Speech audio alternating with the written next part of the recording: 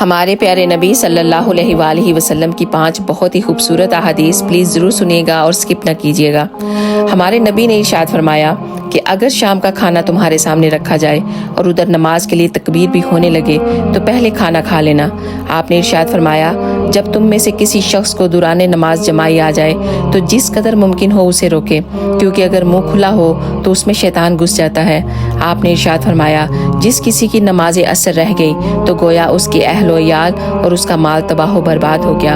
ہمارے نبی نے ارشاد فرمایا جمعے کے دن ایک گھڑی ایسی ہوتی ہے کہ اس دن اور اس گھڑی اللہ سبحانہ وتعالیٰ سے جو بھی چیز کا سوال کیا جائے اللہ سبحانہ وتعالیٰ اسے نواز دیتے ہیں، اور یہ گھڑی عصر کے بعد کی ہوتی ہے۔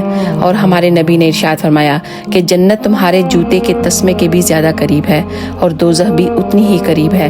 سبحان اللہ۔ اگر آپ کو یہ ویڈیو اچھی لگی ہے تو پلیز صدقہ جاریہ کی نیت سے ایک دفعہ ضرور شیئر کیجیے گا۔ جزاک اللہ خیر۔